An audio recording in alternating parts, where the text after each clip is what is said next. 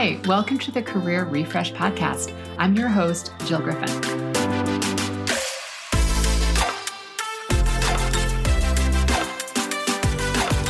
I'm a former media and marketing executive turned career strategist and executive coach.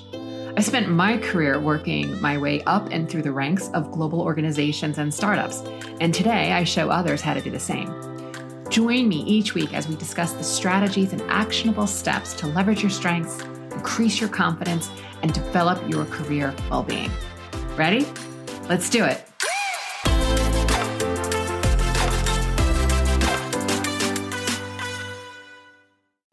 Hey, I'm Jill Griffin, and I appreciate you tuning back into the podcast. Today, I am interviewing Tom Powner. He is the CEO of Career Thinker, an executive resume writing and boutique recruiting firm.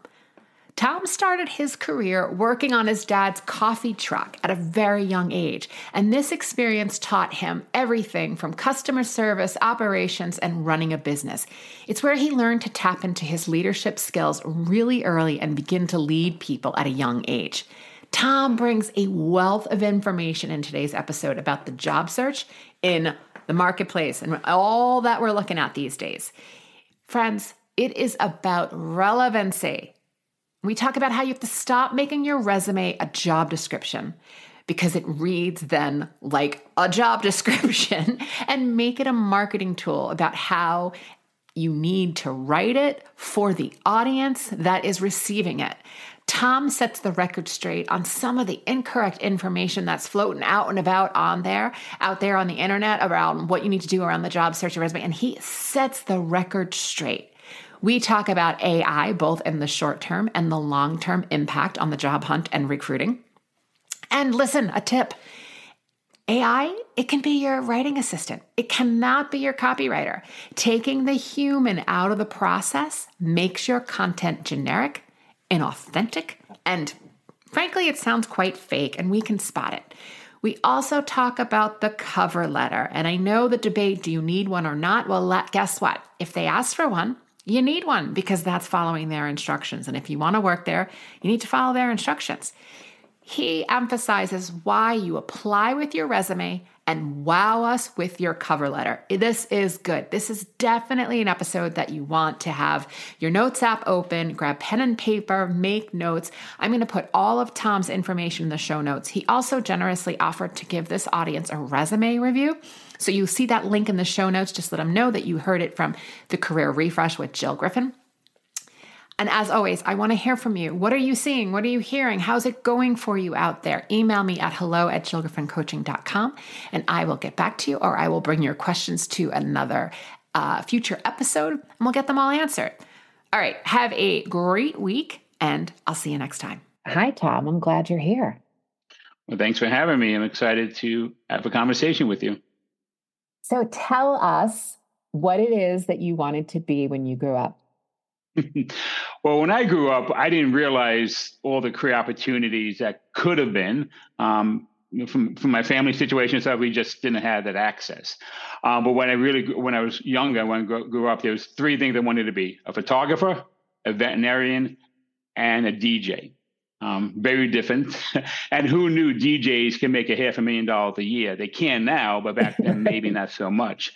So that's what I wanted to be. Did I actually become that? No, but that doesn't mean my career isn't a great career. But yeah. There's also something that I almost want to figure out how to do unofficial research, because the volume of people that I speak to for this work that tell me they wanted to be a veterinarian and then didn't do it, there's something super interesting there. And it makes me think that the work that we chose, and again, helping others, right, which is basically the same kind of concept, that there's a red thread through that. Super interesting. So tell us then, take us through the story. What did you end up doing and how did you get to where you are? We'll get to where you are today, but how did you navigate that path? I've been working since I was 14 in the family business. My father had coffee trucks and I was up at 3 a.m. out with him all day during the summers. And then even through college, I worked with him. And I actually learned a lot of sales techniques from watching my father. I mean, he was amazing.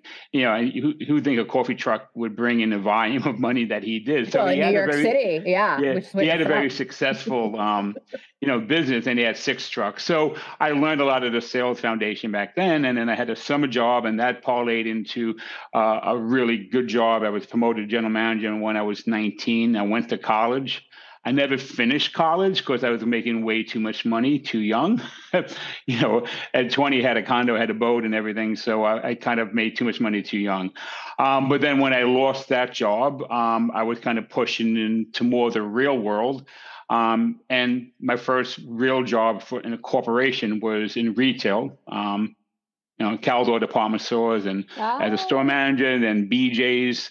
And then I did that for quite a few years. And then I shifted to the same type of function, but more into the wholesale industry. So I was in charge of sales, operations, human resources. So I kind of built my career around that. And it just kept taking the skills I learned, and I just got better at it. And the one common skill that I used in every one of those positions was the leadership that I learned. Because you have a lot of skills, but sometimes you lack the leadership. It's hard to climb that ladder that corporations have.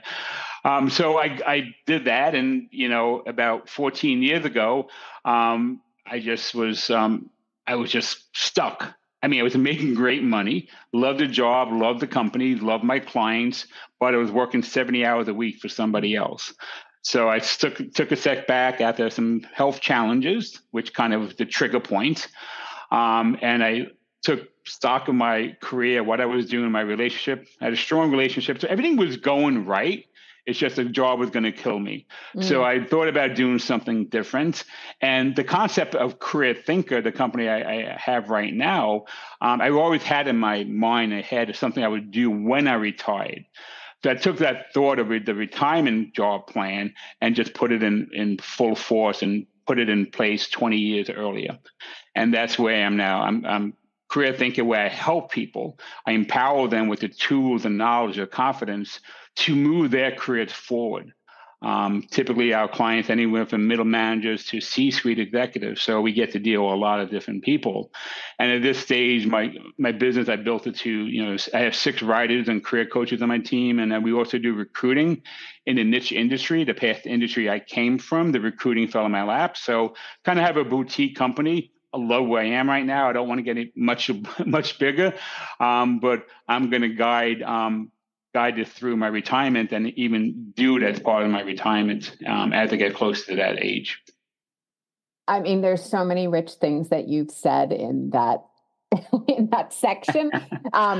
One of the things that I'd love to go back to is something that stuck out for me when you said that about leadership, that you tapped into your leadership skills. And that's really intuitive of you at that young age to be able to do that. Can you tease that out a bit for our listeners to see, what was it that you noticed in yourself and in the organization that made you make that connection that, it's leadership that they're looking for or that I need to show up with?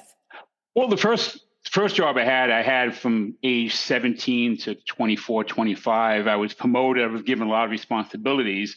And one of the things I noticed, and it was a company that was growing very rapidly. So I grew with them. And one thing I noticed, most people around me that was part of the management team and stuff were managers. They managed a process. They didn't manage and lead people. And I learned that very quickly from my father and watching him, how he dealt with people. And then I just took a lot of those things I learned when I was younger and just really realized that everybody has a different purpose, a different path, different strengths. So when you treat everyone exactly the same and you don't nurture what they have and where they want to go, your teams are going to get stuck also. So I learned that very early, and I kind of just kept developing those leadership skills. Didn't realize I was doing it at the time. When I look back now, I realize, okay, my leadership, my way I approach people, my own brand and what I bring to my table and their table matters a great deal. I think what I'm hearing, and it's making me think too, especially around the panic that everyone's having around AI. And okay, let's be fair. There are things to be nervous around disinformation and miscommunication, no doubt. But what I'm hearing is what people would call soft skills, which I think is kind of a BS name, and I would call them essential skills. What you're telling me is that it was you really learning from your dad and sales that everybody's on their own path. They have their own purpose and their own strengths, and we have to nurture that. So as people who choose to work in corporations or work with others, if we're not knowing how to lead people, none of us are going to be successful. And the reason why I bring up AI is AI can't take that from you. They can't take the human nuance of learning how to manage and lead others. So I love that sort of juxtaposition between those two. Yeah, I mean, I agree 100%. And some people are born with more leadership abilities. That doesn't mean you can't learn them, but sometimes it's very hard to develop them. And sometimes you just have to live in the trenches and learn them, from the ground up. Yeah. And I think that's true too. I was raised in an environment in which business was regularly spoken about at the dinner table. And when we were, as a family, people were talking about that. So I was able to pick up ideas and thoughts around business at a very young age that I wouldn't necessarily have known had my family been talking about other things, right? So it's also, you do learn some of it early on, but actually putting it into practice, like there's theory and then there's like clinical, putting it into practice and modifying, because I would imagine there's probably been times where the approach you took with someone wasn't the right approach. And you're like, oops, that didn't work. I got to try something different. Do you have any stories to share there? Yeah, actually, one of my first corporate management positions was at BJ Social Club. I was director. I was operations for one of the largest clubs they had in Long Island back in the late '80s, early '90s, and with the Long Island. I fell into like kind of rabbit hole. There was three women that worked in the apparel department. And I don't pay attention to gossip and stuff like that. But there was a situation I learned later on that the two of the girls or the women were kind of against the third one. So they just constantly just made up these stories and stuff. And I fell into that. I believed them and didn't investigate anything or what happened. I really reprimanded the third woman because I thought she wasn't performing. I did some coaching with her. Long story short, she quit. And I felt really bad, but I felt like, okay, so we got rid of a problem. As time went on, shortly after she had quit, I realized my decision wasn't the best route to the decision to, not investigate. And what I've learned is sometimes step back and take a full inventory of the situation before you make any decisions or assumptions. Unfortunately, I was also young. I was in my mid-20s when I learned that. Yeah. But a really smart recap of, we maybe get our first impression of a situation, but in retrospect, pausing, reflecting, giving some space to it, perhaps we'll have new information and make a different decision. I appreciate you sharing that. And I really did learn from that. And, as I started managing bigger groups, multiple locations in my other company that I worked for, I always carried that with me. And every time I would step back and say, well, I can't let that happen again. Let me get the full inventory of what's going on. Whether it's a client, a customer, anything, any situation. Really, really, good information for people to see. Also that, we can make mistakes and it's not the end of the world. It's how do you learn from them and what do you choose to do with that too? I think gives some of us freedom to take chances. Otherwise, we're afraid to take chances because we're afraid we're going to make a mistake and fail. So I appreciate that. And to add back, I did call the woman that quit, and I offered another job in another branch, and she took it, and she became the customer service manager like a year later. So it was a good ending to the story, but how we got there was kind of a little rougher than it should have been. Yeah. I really appreciate that story. So moving on to where you are today and the incredible work that you're doing with your company, Career Thinker. I would love to spend a little bit of time talking about the needs of the person looking for the job, what the recruiter looks for, and what the company looks for. And we'll kind of triangulate those three positions because I think our listeners are coming from all sides of that. So when you think about some of the most common mistakes that you've observed in resumes before your team takes them on and fixes them, tell us about what you're seeing and what are some of the things that we should not be doing based on the mistakes that you've seen. Well, wow, that's a loaded question. If I had to narrow it down, there's a couple things.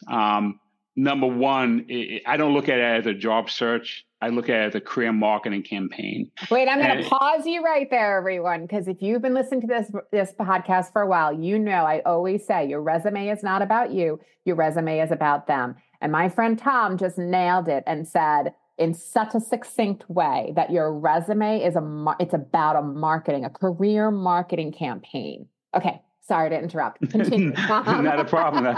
I'm glad you energized with that because it really comes down to the truth.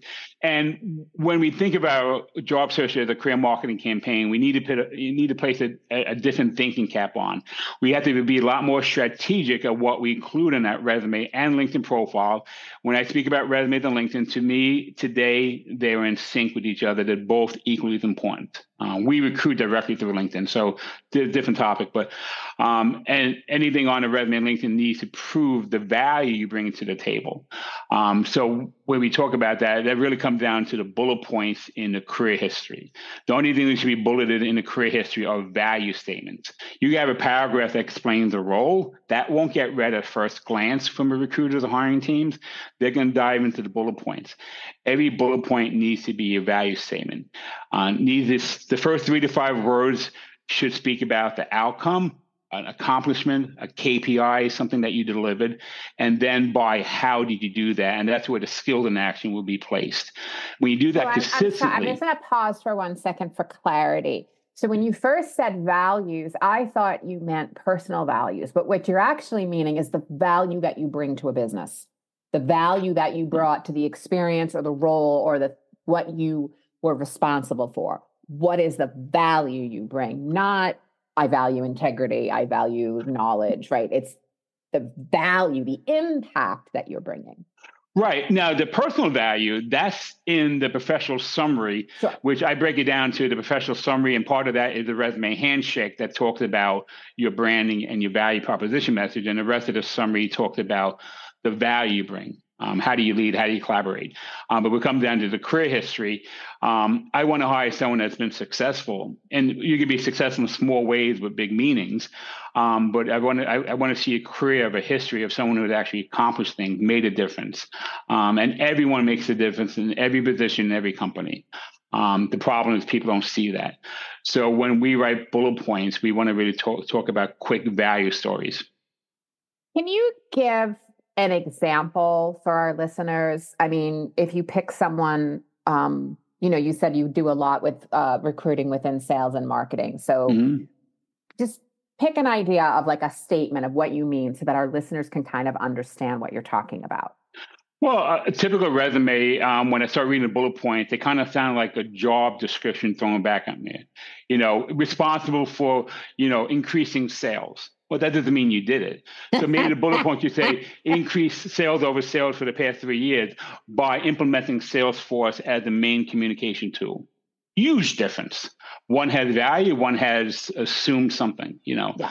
And constantly, every bullet point needs to be a mini bragging story. And a bullet point should be 1, maybe 2 lines. When it becomes 3 or 4 or 5, it's in mini paragraphs. And recruiters don't read paragraphs. It's not by design. We're not trained that way, just that we have hundreds of other resumes that we might want to look at.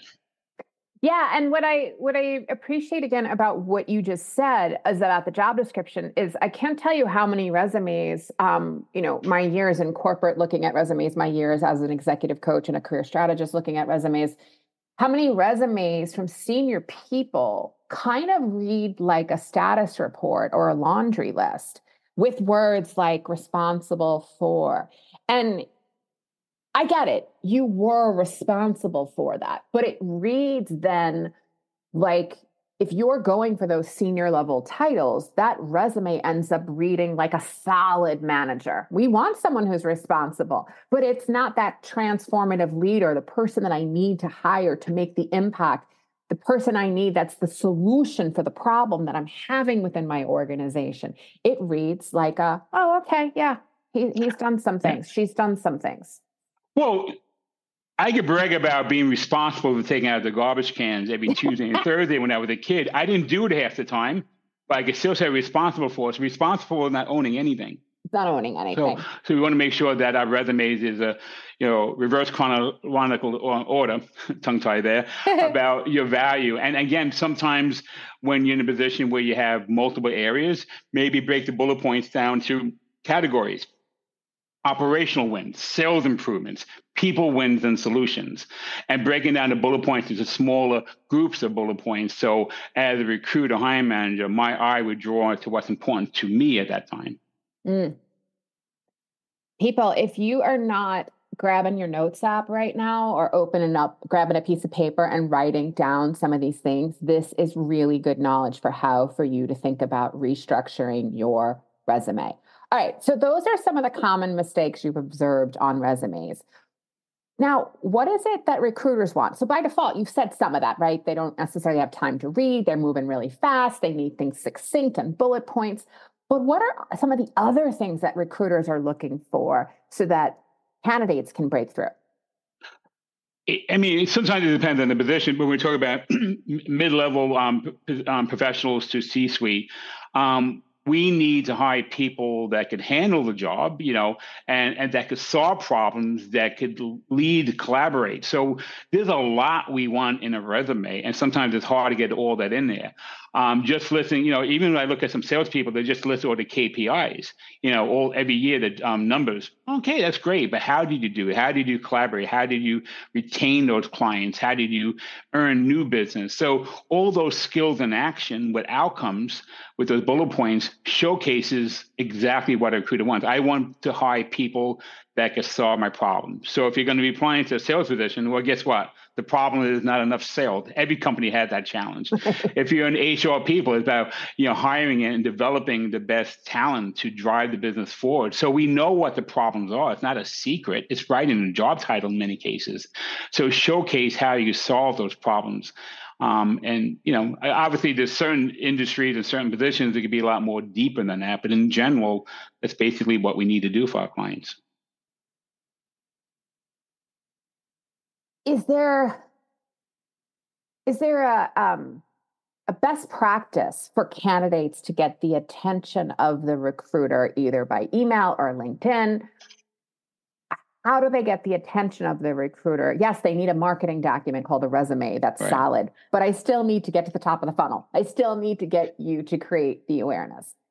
And that's a major challenge, Dave. I was just before we got on this call, because I'm going to put a blog post together, because I'm looking at the amount of applications the job was posted on LinkedIn.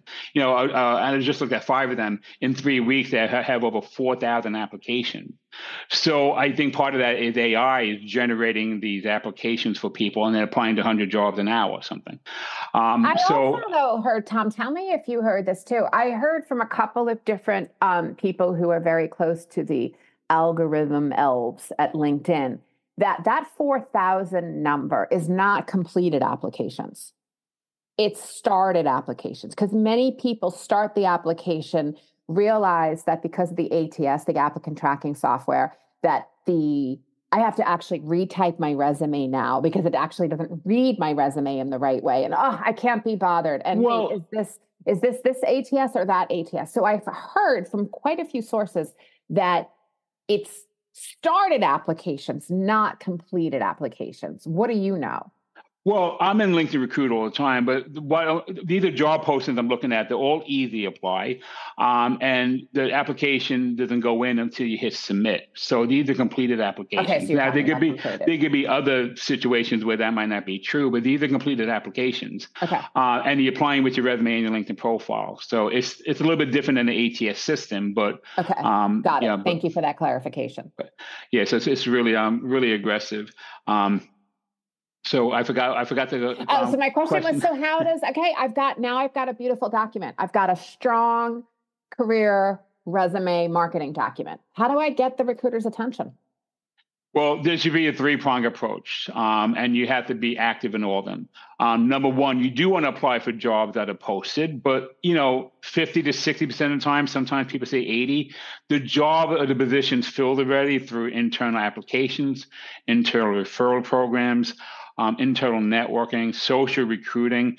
Companies want to be compliant with the hiring practices. So if they typically post a job and they have a job, they already have someone in mind, they will still post a job to be compliant. So sometimes you get that black hole theory. Second part, you want to have a LinkedIn profile that backs up your resume. Your LinkedIn should be your resume on steroids. You print out a typical fully optimized LinkedIn profile, it's going to be 8-9 pages. Typically, a resume is 2, sometimes 3 pages. So that's number 2. Number 3, you want to network. Whether you want to build new network connections or leverage your network you already have. If you worked at a company 5 years, one of the best things to do is look at the company, see how many people used to work there, and see where they are now. Reach out to them, start the conversation, because that might be someplace you want to be. So there's so many different ways to network. And that three-pronged approach is definitely going to increase your success rate. And another theory of mine is we seem to be chasing job postings when you have so many applications. You have a lot of time the job is filled already. So if we have time in our career search, a career marketing campaign, we should be targeting companies we want to work for and kind of get into the back door of a company that way. Okay, Tom, thank you for sharing that. I also think that is very helpful for people. You've emphasized the importance of treating the job search like a career marketing campaign. Can you elaborate a bit more? And what are some of the other practical tips for job seekers? Well, career marketing campaign, like I said earlier, is just putting the different thinking cap on. You're not hunting for the job and apply for it and just leave it. You want to make sure that you're communicating your value. And that's really sounds simple, but it's not. But that's what it comes down to. So concentrate on what you do well and what you want to do. We apply for jobs that we don't want. And why do we do that? And we get trapped into, a job we don't want. I always ask people, did you choose your career or did the career choose you? There's no right and wrong answer, but, my career kind of chose me. I told you what I wanted to be. I'm not doing that, but, and I'm a career coach. So, I know we get off on tangents, but I think another, pitfall people fall into is they and this happens to us too. We create a resume, we know what we're doing, and they go and they share the resume with 5 friends and they say, tell me what's wrong with my resume, how can I make this resume better? And they take advice. When you ask somebody to tell me what do you think should be better on a resume, they're going to provide some type of response based on whatever they think. A lot of those become opinions. Like I had an executive, the resume was 3 pages, and 2 of her friends said, no, I read Elon Musk doesn't need a 3-page resume. Why do you need one? Where he could write his name on a napkin and get a job. So we have to understand where some of this information, there's a lot of bad or incorrect information out there. There's a lot of poor advice. So, listening to the best advice, sometimes it's hard to find, but, take that and run with it, because you get asked for a lot of opinions. I think that's a challenge a lot of people have. They hear all these different stories. And even on the internet, there's a lot of bad information. I mean, I read 2 articles that were recently posted saying if a resume is more than 1 page, it will get rejected from the ATS system.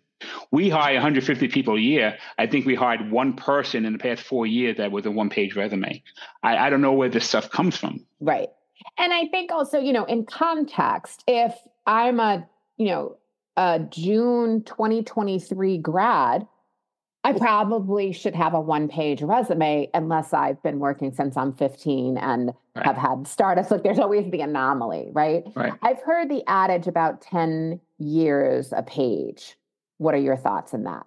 Again, has to be justified. Yeah. And again, it really depends. It depends what type of job, which job the more, because when it comes down to the resume, it's relevancy. Everything on the resume should be relevant to where you want to go next. So if you have some old jobs that are totally different and they're 12 years ago, maybe leave them off or maybe give them less real estate. So every resume is a different formula. You got a job you just did for 5 years, but your previous job before that for 6 years is really what you want to go back into. So different ways of emphasizing what's important and what's relevant for each person. And that's the biggest challenge also. Again, there's just, styling does matter. So adding a little color, a little styling to the resumes. A lot of resumes I see are just so boring and so cramped with information. I can't read it, nor would I take the time to read it. And that's what happens. We lose the focus of the communication through a 2 to 3 page resume. Do you think there's a difference between, in the rare occasion that you might be physically handing your resume to someone versus it being digital, either going through the ATS or attached to an email? Like if I'm at a networking event per se, do you think that resume should look differently or have more creative flair, shall we say, than the resume that is being sent through an ATS or digitally? If you go into a networking event, leave your resume home, take your one-page bio that talks a little bit about you personally, talks a little bit about your career, talks a little bit about your education. It's a one-page bio. It has some of the same information as a resume, but it's totally different. And as you meet someone and say, well, you want to learn more about me, here's my bio, my LinkedIn address is on there. Let's chat next week. That's a lot more power. When you hand someone your resume, you're saying, I want a job, help me. And people can help you. They just go inward and they walk away from you. People want to help. But when you hand a resume, even if you hand a resume to a friend, help me get a job. If they can't help you, they're going to kind of shy away from you. So when you hand a bio, I think it's a whole different vibe. Okay.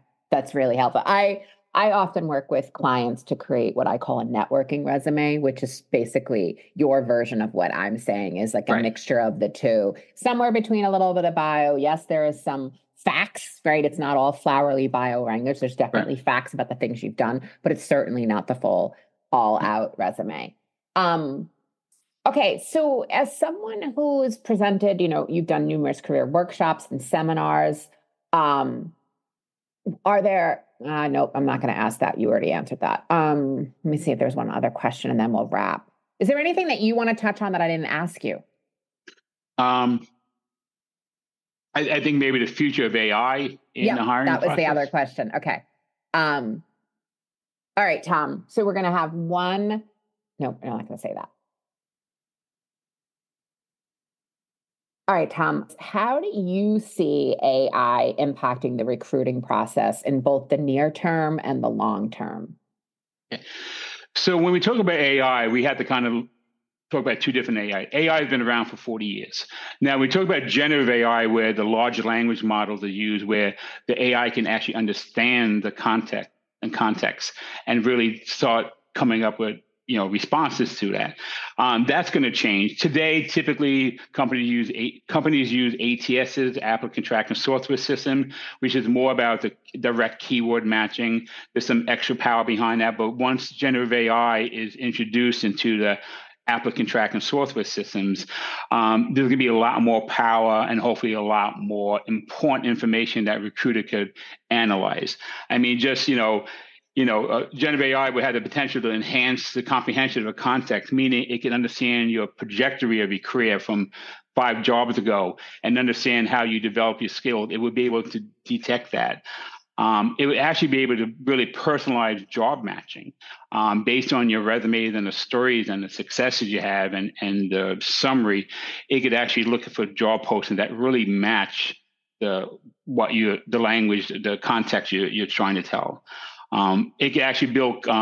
It would be able to build profiles. It would take your Facebook, your Instagram, your LinkedIn profile, your resume, and build a profile in the ATS system that's going to give a bigger 360 view of an individual. I mean, it's scary and it's great, and at the same time, it's everything. Yeah. And even to enhance engagement through the ATS system to keep people informed. The biggest challenge, because I do recruiting, the biggest challenge is to keep in front of the potential candidates with what's going on with the application. It's almost impossible to do from the recruiter side. So what happens, we hear, I'm getting ghosted. And unfortunately, some recruiters totally ghost people. And that's the biggest complaint out there with recruiters. Provide interview insights to the recruiting. So what happens if there's a video or Zoom interview, it can analyze the communication between the recruiter and give some more information about the candidate. It could actually help reduce bias, keeping track of the recruiter's activity and what they do and who they speak to and everything, and help highlight some possible bias that's happening. And predictive analysis, it could help predict a potential candidate success in that company based on all the AIs and the generative AI and how it's going to be integrated into the ATS system. So I'm excited and scared at the same time.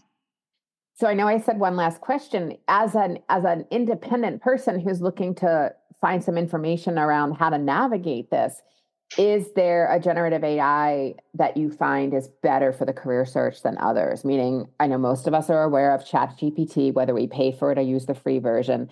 There's lots of other generative AI platforms out there. Do you have an opinion of one that's really good for career seekers? Well, it really depends. If you're looking for AI to write your resume from A to Z, I will pick up on it during a job interview. I interviewed someone last week, and one of his bullet points said, increase sales for the past 3 years by 20% year over year, or something like that. He just started his business 6 months ago. How could he have that result there? And he told, and actually challenged people when I think it's written by AI. I said, did you use AI to write this? Yeah, AI helped me write this resume. And it kind of sucked, to be honest. Right. So we could use it to get to be more creative, to get some suggestions. But at this point, I wouldn't trust AI to write my resume. I would trust AI to help me get out of the writing box and to communicate strong and more effectively on a resume. So there's a lot of these AI programs that would apply for jobs for you you're not even have anything. You're not going to see anything. It's going to create the cover letter, tweak the resume, update your resume, and apply for the job for you. And that means the human job seeker is out of that process. So yeah. I don't know. I don't recommend. I don't have any one recommendations. I would say use AI as your assistant, not do the job. It shouldn't be leaving. It's not the master. It's the assistant. Yep. Okay. Cover letters. Yes, no, we hate them. Yes, no, maybe. We love them. We're still in that transition period. I'll admit cover letters are probably 60% less used, but they are still used. So when I talk about cover letter, I want the human voice cover letter. I want to know why. See, the resume should prove you can do the job. The cover letter should prove you're applying to the right company. So you want to have a conversation of why you believe in a company, you believe in the products or the services they offer, you believe in a mission, you believe that they've been in business for 50 years and have a great reputation, you're excited about joining a startup company. So you want to connect to the company. And I call that a human voice cover letter. And then throw in a few paragraphs about your collaborative style, how you lead, how do you build consensus. And that makes a nice human voice cover letter. So many people write a cover letter, and I see it time and time again. They're just taking all this content from the resume, repeating after the cover letter. The cover letter is no longer read first. The reason it's called a cover letter, because years ago when we mailed out a resume, we covered it with a letter, hence the name cover letter.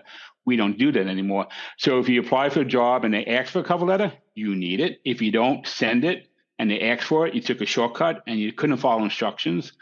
I have one company for the HR position. They say, apply with your resume and wow us with your cover letter.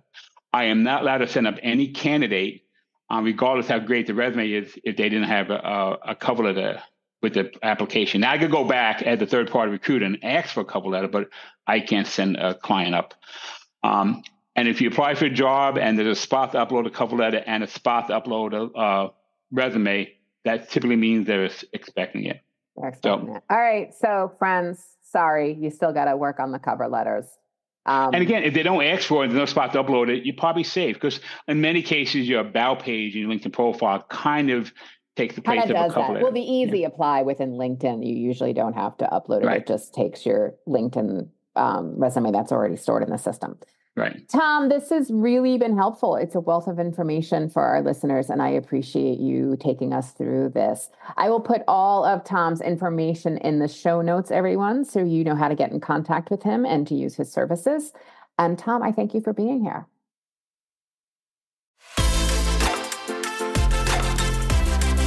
Hey, thanks for listening to the Career Refresh podcast. If you're enjoying this and you want more information, go to my website, jillgriffincoaching.com. There you can find information on how to work with me one-on-one or my group programs, or even bring me into your workplace. I'll put the link to my website in the show notes. But hey, listen, before you go, do me a favor, rate and review this podcast, because it definitely helps me get the word out to people everywhere so that they can also thrive in the workplace. All right, friends, I appreciate you. I'll see you soon.